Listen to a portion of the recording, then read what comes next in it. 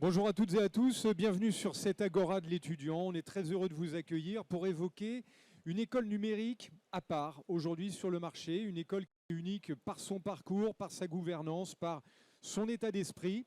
On va en discuter avec Loïc Roussel. Bonjour Loïc. Bonjour. Alors vous êtes directeur général du groupe ESIEA. Tout à fait. Et on va évoquer cette école qui forme des ingénieurs du numérique, mais avec une grande partie, une grande préoccupation des enjeux non seulement environnementaux, mais aussi sociétaux. Et c'est vraiment dans l'ADN de cette école. Et on va évoquer tout cela avec vous. Alors peut-être pour commencer, un mot d'histoire, parce que tout tient dans l'historique de cette école. C'est vrai que cette école, elle a une grosse particularité, c'est que c'est une école sous forme associative. Alors ça, il y a plein d'écoles qui le sont, parfois pour la mauvaise raison, c'est-à-dire le côté fiscal. Si on est une association, on n'a pas de TVA, donc c'est 20% moins cher pour les frais de scolarité. Nous, c'est le vrai côté associatif non lucratif. On est reconnu d'intérêt général, voilà, comme la Croix-Rouge ou d'autres. Et en fait, ce qui est assez impressionnant de cette école, c'est qu'elle est fondée par un entrepreneur, Maurice Lafargue, en 1958. Et en fait, en 1975, quand cet entrepreneur pourrait prendre sa retraite, au lieu de vendre son entreprise et de prendre un gros chèque, il va donner le SIEA, les bâtiments, les formations, tout à l'association des anciens élèves. Et encore aujourd'hui, en 2022, c'est l'association des anciens élèves du groupe qui possède l'intégralité de l'ESIEA, de ses bâtiments, de la totalité. Il n'y a pas d'actionnaire, il n'y a personne qui prend 20% des frais de scolarité à la fin de l'année. Et c'est un gouvernement une gouvernance qui est intégralement faite d'anciens élèves bénévoles qui dirigent cette école encore aujourd'hui. Et c'est ce qui en fait un groupe avec des valeurs. Alors, dans les nouvelles technologies, dans le numérique, on a des campus à Paris, à Laval. On est une des premières écoles à avoir fait de la cybersécurité, de la réalité virtuelle, de l'intelligence artificielle. Mais du coup, on a cette mission forte qui a été définie par notre conseil d'administration, qui est former des hommes et des femmes capables de faire un usage pertinent et responsable des nouvelles technologies. Et c'est vrai que c'est cette gouvernance et cet ADN particulier qui fait qu'on peut avoir ces valeurs fortes en plus de la formation avant des enjeux financiers ou autres. Alors dans la gestion, ça doit être un petit peu particulier parce que les alumni, justement les anciens élèves, le panel est croissant, on va dire, donc il y en a de plus en plus, mais à chaque fois, tout le monde est intégré dans l'association et ça se fait de façon collective, c'est ça? C'est ça, en fait en plus de 60 ans, on est plus de 9000 anciens élèves de l'ESIEA. J'en suis moi-même un ancien élève puisque j'ai été une dizaine d'années au conseil d'administration avant de prendre il y a un peu plus de 2 ans la direction de l'école. Génial. Donc avec très certainement aussi un attachement presque affectif à l'école de la part même des enseignants. Plus qu'affectif, c'est vrai qu'on parle beaucoup dans les écoles de commerce de la force du réseau à la sortie pour trouver ses stages, pour trouver son premier travail. C'est évidemment tout aussi vrai dans une école d'ingénieur. On a besoin de ce réseau professionnel. Et là, le fait que l'école appartienne à ces anciens élèves, ces anciens élèves sont forcément plus impliqués que dans une école classique. Ils sortent avec vraiment l'envie de reprendre le flambeau. Et donc, ils sont très intégrés dès la scolarité avec les étudiants. Ils les aident à trouver des projets, ils suivent les projets, ils aident à trouver leur stage et ils les aident ensuite à progresser dans l'entreprise. Plus qu'un carnet d'adresses, on peut parler de famille, quoi, un peu. Il y a un côté très familial, effectivement. Alors, on va rentrer dans le vif du sujet avec les diplômes d'ingénieurs que vous proposez. On a à l'image quelques thématiques, en fait. Alors c'est une école, le SIEA, l'école d'ingénieurs, et en fait toutes nos écoles du groupe, puisqu'on a aussi d'autres formations en complémentaire à l'école d'ingénieurs, mais qui sont toutes dans les domaines du numérique. On a des grandes spécialisations historiques qui sont depuis les débuts de l'école, l'intelligence artificielle depuis les années 60, qui est une de nos thématiques fortes, la cybersécurité. On est la première école en France à avoir fait de la cybersécurité. C'est depuis les années 90 chez nous qu'on fait de la cybersécurité. Et on est la seule formation qui délivre directement le diplôme de l'État. Il y a l'ANSSI, l'Agence nationale de la sécurité des systèmes d'information, qui est la partie cybersécurité de l'État, dont on est le partenaire. On est l'unique partenaire et une unique formation qui délivre leur propre diplôme. Donc ça, c'est les grandes thématiques. On a aussi une thématique réalité virtuelle qui est à Laval, puisqu'on est fondateur d'un écosystème qui s'appelle Laval Virtuel là-bas. Et donc, on est la première école à avoir fait de la réalité virtuelle. Et puis voilà, c'est le numérique au sens large et ses spécialisations à l'intérieur du numérique. Et on le voit, Laval, c'est devenu un festival aujourd'hui qui a un rayonnement international, Un rayonnement mondial, qui tout à fait, ouais. voilà, mondial, et qui en quelques années a pris vraiment, s'est installé sur cette thématique.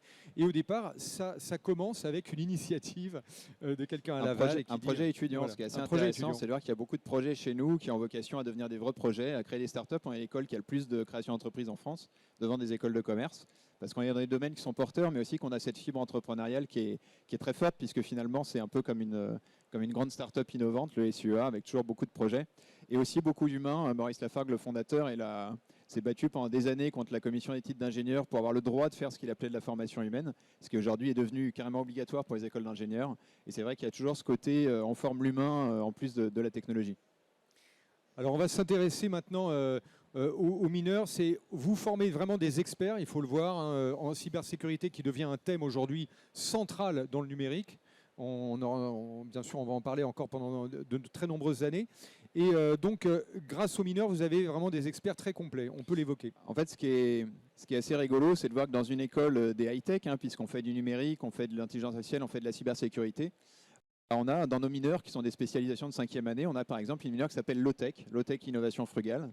Et c'est là qu'on se rend compte que ce n'est pas parce qu'on fait de la technologie qu'on ne peut pas être conscient des enjeux environnementaux, des enjeux sociétaux. Il faut mettre le bon niveau de technologie en face du bon usage. Et c'est typiquement ce qu'on va apprendre dans ce genre de spécialisation à l'école. Voilà, vous dessinez les tendances de demain, puisque la low-tech aujourd'hui, c'est vraiment une responsabilité de se dire tiens, je fais de la blockchain, comment je peux la faire mieux? Parce qu'aujourd'hui, on sent que c'est très énergivore et il faut aller vers des... Il faut trouver le bon compromis entre on fait avancer les choses, mais on le fait avec du bon sens et en étant respectueux de l'environnement. Et ça, en fait, ça commence dès le début à l'ESUA, puisque dès qu'ils arrivent en première année, nos élèves ingénieurs, on va commencer à les mettre dans la fraise du numérique, c'est-à-dire un atelier de sensibilisation au réchauffement climatique. Et on va leur expliquer que le numérique, ça pollue. Alors on peut se dire, on se tire une balle dans le pied, ils arrivent dans une école du numérique, on leur dit attention, le numérique, c'est le mal. Ben non, justement, c'est pour leur expliquer que justement, le numérique pollue et donc il faut l'utiliser intelligemment. Il faut en faire des choses intelligentes. Si je prends un exemple de projet utile, hein, puisque c'est notre vocation. On a un projet de ruche connectée, par exemple, qui a été fait par des étudiants l'année dernière et qui va utiliser de l'intelligence artificielle, mais dans un petit boîtier qui est low-tech pour le coup, là, parce que c'est simplement un petit micro et très très peu d'électronique, et qui va simplement, en écoutant le chant des abeilles, réussir à avoir beaucoup d'informations sur la santé de la ruche, détecter des essaimages. Ils ont gagné le prix national l'année dernière sur le sujet. Et c'est un bon exemple pour voir que du numérique, un projet plein de technologies, finalement, peut avoir un vrai impact sur l'environnement, un vrai impact sur la société. Et on est dans le cadre des objets, des IoT, hein, l'Internet des objets.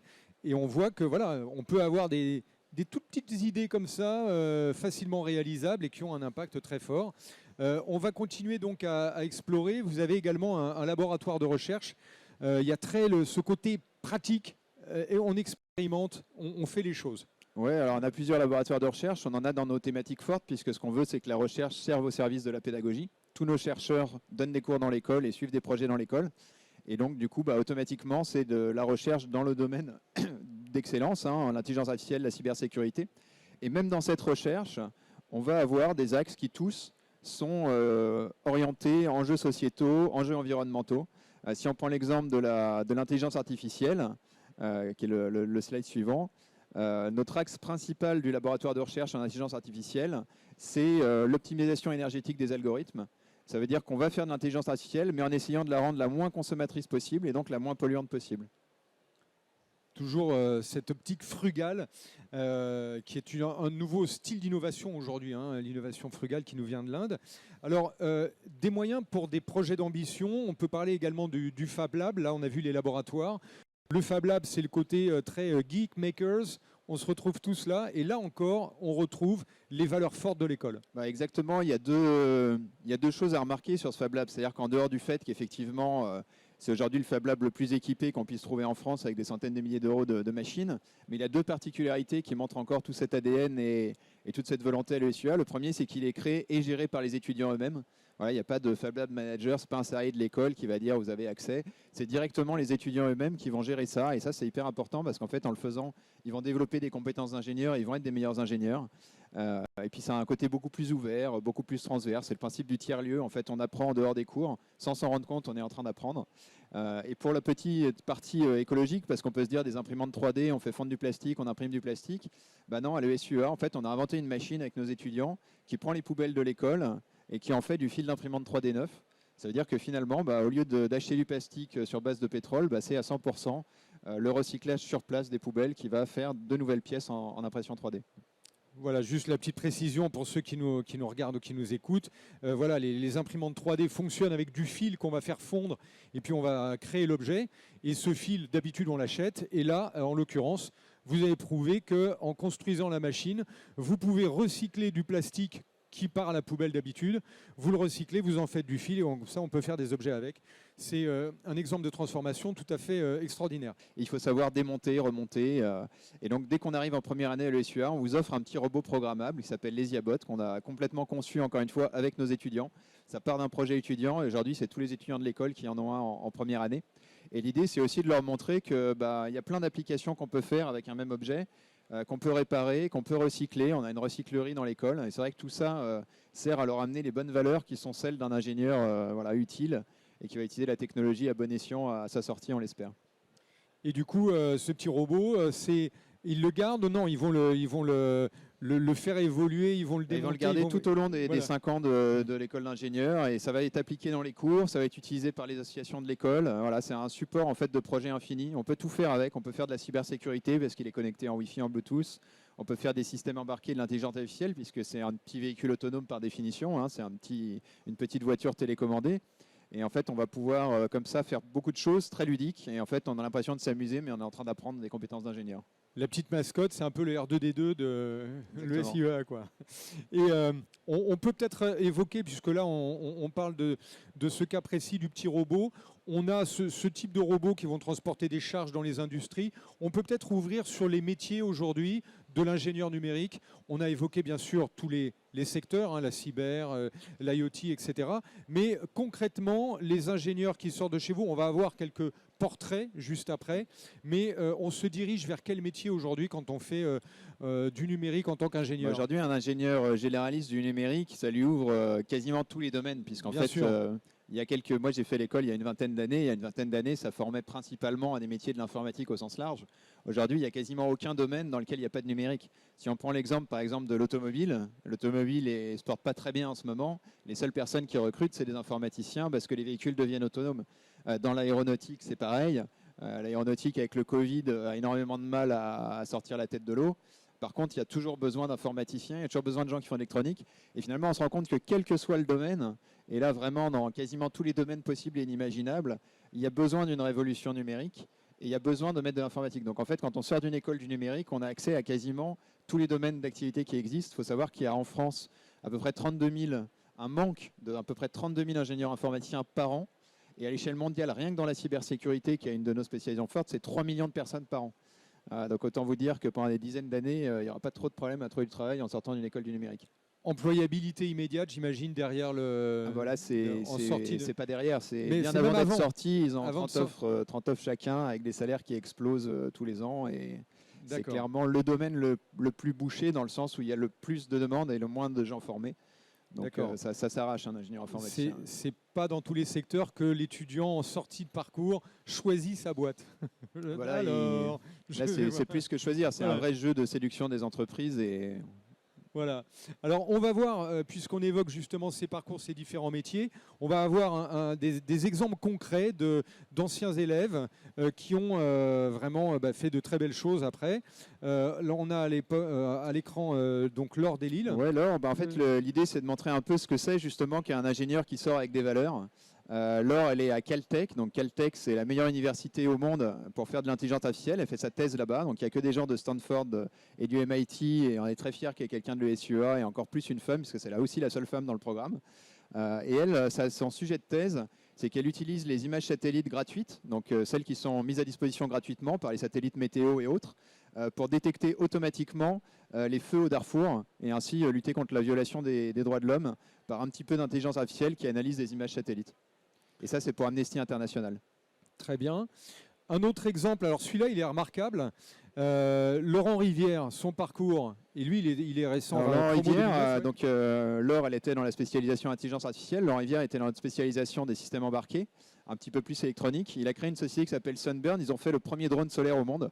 Donc le premier drone solaire au monde a été créé en projet de fin d'études de l'ESUA. Et là où c'est chouette, c'est qu'on voit que le drone solaire veut dire meilleure autonomie. Et quelle est l'utilisation de son drone? C'est survoler les forêts au Congo et détecter les flux de migration d'éléphants et de gazelles et lutter contre le braconnage. Donc encore un bel exemple d'un ingénieur utile qui utilise la technologie pour faire des choses qui font avancer le monde avec un vrai enjeu sociétal là, pour le coup derrière.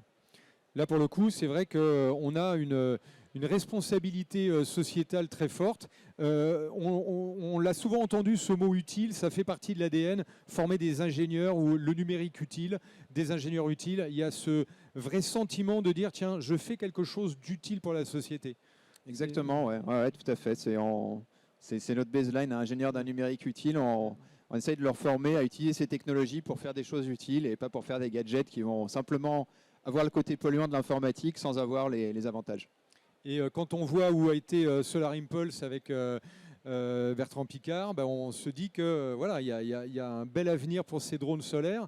Un autre exemple encore d'ingénieur d'un numérique utile. Oui, Julien Cornebise, lui, il était aussi dans la partie intelligence artificielle. Il était dans les fondateurs de DeepMind qui a été racheté par Google et qui est considéré comme le plus gros pôle de R&D d'intelligence artificielle au monde. Il est professeur associé à Londres dans une des meilleures universités au monde d'intelligence artificielle. Donc ça montre aussi qu'il y a une forte partie recherche à l'ESUA. On peut faire des thèses et avoir un gros parcours dans la recherche.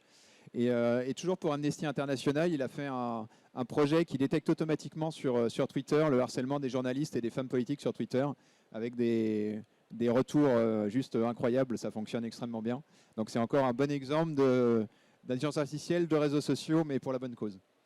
Et un harcèlement qui est en pleine progression, on le voit avec les problèmes du vaccin, etc. Donc c'est très certainement un enjeu qui va gagner encore beaucoup d'importance. Toujours un autre exemple fabuleux. Un dernier exemple, Jacques Delarivière. En fait, ils sont deux anciens de l'ESUA à avoir cofondé tous les deux cette société qui s'appelle Gatewatcher, qui est une société qui marche extrêmement bien, qu'Emmanuel Macron annonce comme la future licorne française. On a déjà 3 licornes fondées par des anciens de l'ESUA, donc on est très fiers d'en avoir une potentielle 4e. Il n'y en a que 20 en France, donc on est assez heureux d'avoir une telle proportion d'anciens de l'ESUA. Et en fait, cette société Gatewatcher, qu'est-ce qu'elle fait? C'est la première société qui a fait des sondes de détection de cybersécurité validées par l'ANSSI, c'est-à-dire autorisées par l'État, et donc qui peut protéger à la fois le gouvernement français, mais aussi nos OIV, c'est-à-dire nos organismes d'intérêt vitaux, comme notre fournisseur d'électricité, nos fournisseurs d'énergie, nos fournisseurs de télécom. C'est les sondes Gatewatcher qui surveillent tout ça et qui vérifient que personne ne les attaque. Le principe, donc, c'est d'envoyer une petite sonde dans tous les services informatiques d'un grand groupe, d'une grande organisation. Voilà, c'est les boîtiers qui s'installent dans tous ces organismes. C'est un vigile qui va se promener dans l'installation. Exactement. Et vous avez eu cet agrément de l'État et vous êtes le seul à l'avoir aujourd'hui. Alors aujourd'hui, il y a Thales et Airbus qui l'ont, mais c'est les qui l'ont eu après vous. Exactement. Vous avez été devant Thales et Airbus. Alors, on le voit, on parle beaucoup depuis tout à l'heure d'intelligence artificielle. On a vu passer régulièrement dans l'actualité des groupes comme Facebook, comme Google, qui viennent à Paris chercher des talents et qui reconnaissent, qui se disent « Ah ben en France, il y a vraiment des talents très forts là-dessus ». Et ben, on peut se dire que vous faites partie de cet écosystème et vous l'avez bien irrigué.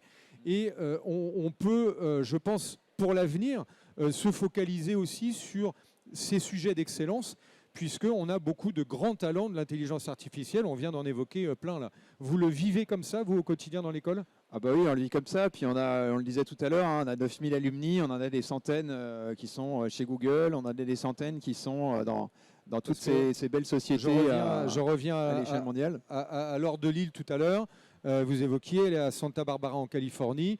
Voilà, la référence aujourd'hui sur l'intelligence artificielle. On a des talents qui viennent de France et qui ont été envoyés là-bas.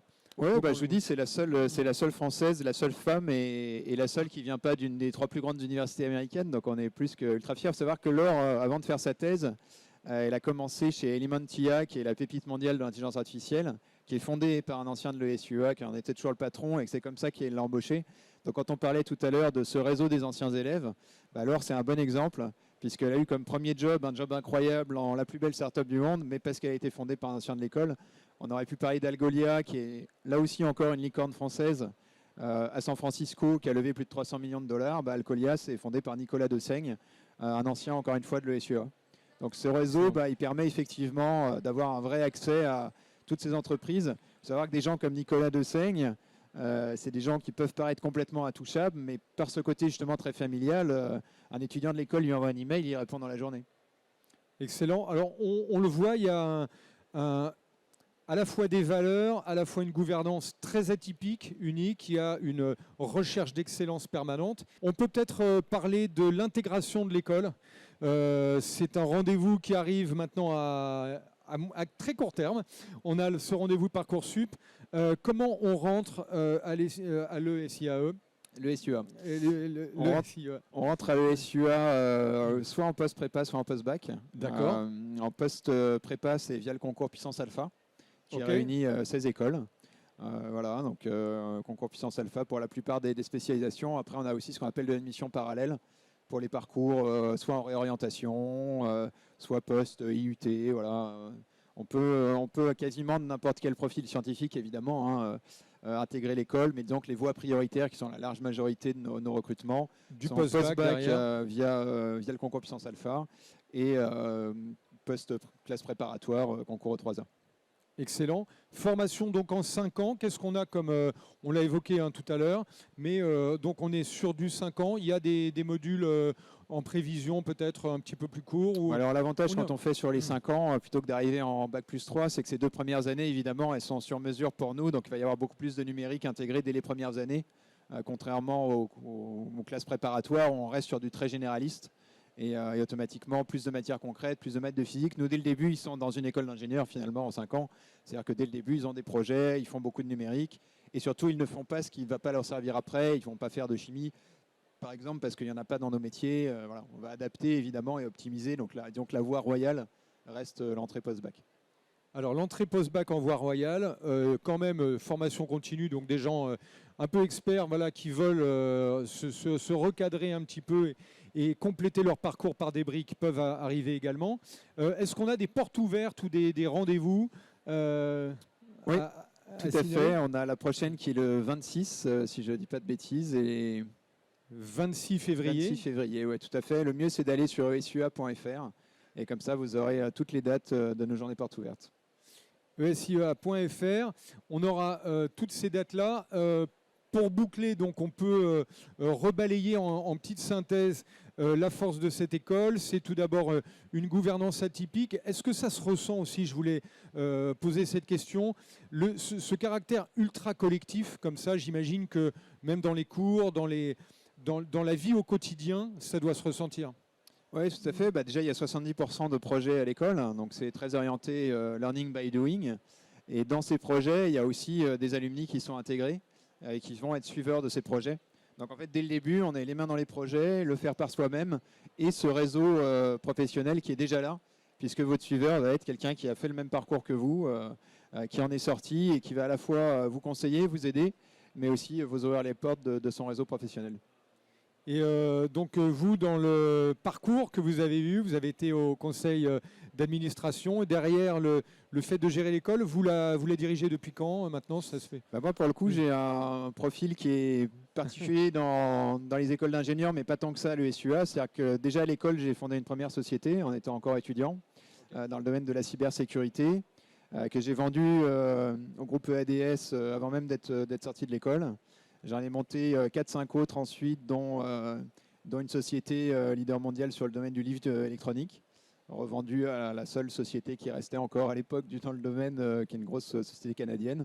Voilà, en plus d'Amazon et de Google, c'est le seul challenger, on va dire, survivant. Donc j'en ai montré plusieurs. Là, j'en ai une dans le domaine du RSE, justement. Donc comme quoi, ces valeurs, on les garde jusqu'au bout, j'ai envie de dire. Et donc j'étais en parallèle de ces créations d'entreprises au conseil d'administration en tant que bénévole pendant une dizaine d'années.